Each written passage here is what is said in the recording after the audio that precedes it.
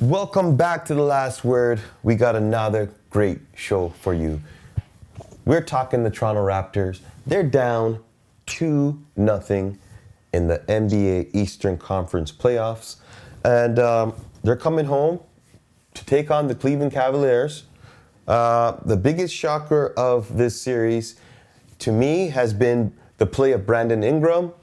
The first game he called up the coach, and a lot of former players and around the league were quite disappointed with his take. And then he follows it up with a 2-for-11 game. It almost made it seem like he shouldn't have said anything at all. He could not back up his talk. And I still have faith. I know that it doesn't look good at this point, but I still have faith. We're still attacking. We got some great wings. Walters is playing strong. RJ Barrett has been attacking. We just are lacking some offense from our number one star, which is B.I. And right now, we ain't seeing no threes, but B.I. 3. Karen, stop. Just come on. Don't do that to them. They are our team. We need to have more faith. Oh boy. Show some more support. Facts. How about a little respect? Honestly, I don't know who came down and abducted the real O-backs, but can this fake O-backs please go back to whatever planet you came from? Because what in the world are you talking about? You've succumbed to this everybody gets a ribbon society. You've succumbed to it. I thought we came from the generation of actually getting a ribbon for the place you finished in, or not getting one at all. All right? What are you talking about? There's still hope.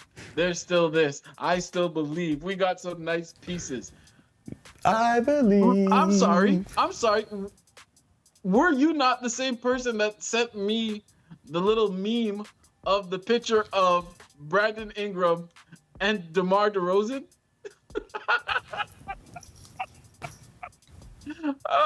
That meme killed me. I have to say, that was a good one. What is the difference of these two pictures? I didn't make it. It's the same picture. I'm sorry, but you're killing me right now. And you know what? You sound like so much of those other analysts and podcasters out there who are talking about the Raptors in this glowing fashion. Oh, it could be worse. Oh, they could have lost by 20 in the second game as well. Oh, they lost by less. Oh, look.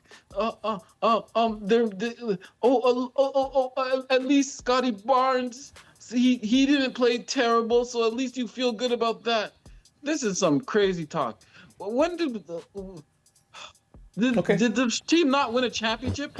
Is the bar not at least understanding what a championship looks like? And this team, yes, people say they've overachieved because they got, excuse me, they've got here earlier than anticipated. What are you talking about? Let's address some things here, okay? What are they talking about? If you believe in Brandon Ingram as a number one option, Scotty Barnes, again, an all-star player, RJ, a guy who can score 20 in this league. You have three wing guys there. A couple of pieces there and there, and your team, you shouldn't be talking about playoffs. Kyron, you hit it right there. The problem is, and I'm just going to come out and say it, it's got to be the coaching. The coaching has got to be the problem. And let me tell you something. Everybody's been so high on our coaching. I'm not disrespecting it, but he doesn't have the experience. He doesn't have the pedigree. He can't rally the troops. He just does not have what it takes. This has been a problem earlier on in the season, and now it's still a problem. We needed to have addressed that problem, the coaching. And the second problem was around the trade deadline. I told you. We should have picked up that man. Yep. You said, oh, we can't shoot. We still can't shoot. Grady Dick, sits and lives on the bench. We should have picked up John Morant. You know why? Because at least he would have went down fighting. The shot's not going down. Let me take it to the rack, looking for contact, and maybe he might have gotten that one. I'm just, you know what I'm talking about. I gotta put a pause on that. I gotta push back there. John Morant has been attacking the rim less than ever this and when he's played, which he hasn't played in so long. So who knows? But all his numbers are going backwards. His shooting percentage, what he's shooting in the paint. So again, hey, maybe it's something you revisit in the offseason. Maybe you haven't remembered what the first 2 games was. But let's get back on track here for a second, because you mentioned coaching, all right? And I always give solid points. I'm telling you straight up. I'm gonna go down that path with you for a second, because yes, look at the coaching situation. Yes, and he's trying to adapt as he goes. Right, he's played Jakob a lot less. He took him out. Wasn't scared to take him out, and realizing that Mamu's playing a lot more. Jakob is just a nightmare. And unfortunately, this is a nightmare that the Raptors are attached to for another 5 years. So, oh boy. So the real issue is the GM. But I'm gonna leave that for another day right now, because the series is still going on. After they're knocked out, we can get into that conversation. But the coach, and I have to agree with you. Thank you. That his adjustments after game 1, I was like, okay, you know what? It's a series, so you know what? We're gonna see some adjustments, and hopefully he'll start focusing on the things. Brandon Ingram did his part in saying, yeah, 9 shots is ridiculous, and 9 shots is ridiculous, even though he struggled in game 2 shooting 3 for 15. But the Cleveland Cavaliers have on their team a player named James Harden, aka also one of the worst defenders in the league.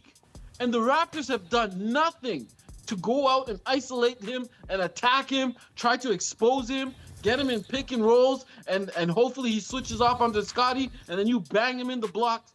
They've done nothing, and that's coaching. Unfortunately, you got to examine that. Look at this Atlanta series and what Atlanta is doing to go at Brunson. Literally almost every play. Every play. CJ's become CJ Jordan, okay? What are the Raptors doing? At what point do you say this guy is one of the worst defenders in the league? Donovan Mitchell, an undersized guy as well, in the backcourt. Cleveland won't look as good against a serious team, because a serious team will understand Harden is going to be playing he's going to have to put out some energy on defense, whether it's chasing a guy or and allowing him to just hide on these role players instead of getting him out there constantly attacking him is an embarrassment. Kyron, our backcourt is notably better, bigger, stronger, faster, and a lot younger than James Harden. That should have been the blueprint from game number 1. But you telling me they have a backup point guard starting, right? So I don't even care who they have starting. It still should be faster than James Harden. And all you have to do is just, like you said, attack him. You don't have to do much. Just try to run. You remember when we used to play basketball out there and you used to be there and you're like, Owen, let's play. I used to just dribble until you got tired. What world are you living in? You're like, what are you doing, Owen? And all you got to do is tire James Harden out by playing aggressive. You know what I'm talking about. That's why you're laughing. Oh, man. Oh, man. I'm so... I'm going to say your recall is very interesting. Okay? Well, I'm going to say that much. Let's not go too much. Let's not dwell too much on that. Let's talk about James Harden, though. Like you said, we have an undersized 2-guard in Donovan Mitchell. Scotty Barnes should be eating food. Post him up. Get him to get some and one plays. Body up Mitchell in the paint. Show what you can do. Be physical. They're not calling plays and getting the guys in the right positions to get these calls because the coaching, the pedigree is not there. But this is what separates the elite teams from the average to below teams. The inability to acknowledge and continuously attack. Like, it's one thing you go at it one play, two plays. Excuse me.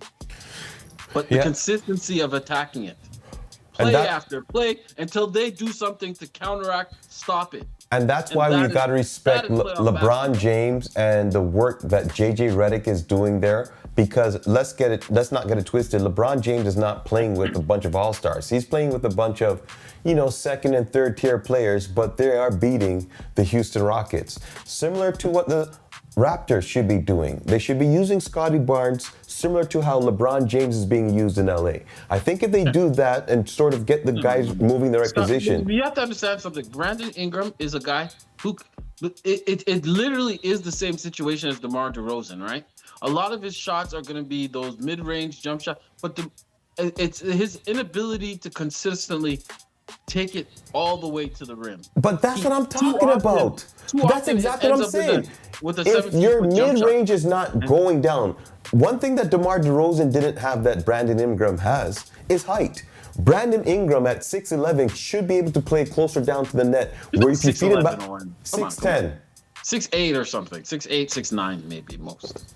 But on the cards they usually boost up. Again, DeMar was at least able to get to the free throw line a little more consistent. I just don't understand the coaching. The problem was in the playoffs, DeMar didn't get the same respect and the same whistle. So he was unable to get to the free throw line as much, and it ended up just being a lot of those 15 to 18-foot jump shots. At the end of the day, it's not looking good. The Raptors need some coaching. The assistants need to step in. If they see the coach is not really calling, it's like the referees don't even respect the coach. Some of the plays that I'm seeing and some of the calls that I'm seeing. But again, that's a huge part of playoff basketball, is the respect you garner from you earn, right? Right. And unfortunately, Raptors history is that of not one that is going to be respected, and that often is tied to stardom as well, right? Do you have the star? Is your star respected? And the Raptors don't have a star that is respected. That's the bottom line. Numerous calls. That is it right there. We're going to end up that segment. Raptors don't have a star that's respected. And in order to get that respect, you got to produce on the court. And in order to produce on the court, sometimes you're going to need someone to develop the blueprint to make you successful. And right now, our coach is not putting together anything close to a good blueprint to develop any wins. So right now, Raptors, whatever you got to do, dig deep, because tomorrow night, I'm going to be in the arena. Oh, yeah. And you better believe, if you don't show up and show out, I'm going to let you know about it. I sure will, because this has gone too far. We at least need one. Karen, can we get one? Can we get one? Can we get one? I don't think so. Oh, boy. If James Harden sweeps us, we got to make a lot of changes. Quickly, RJ, coach. I'm just saying. That's the last word.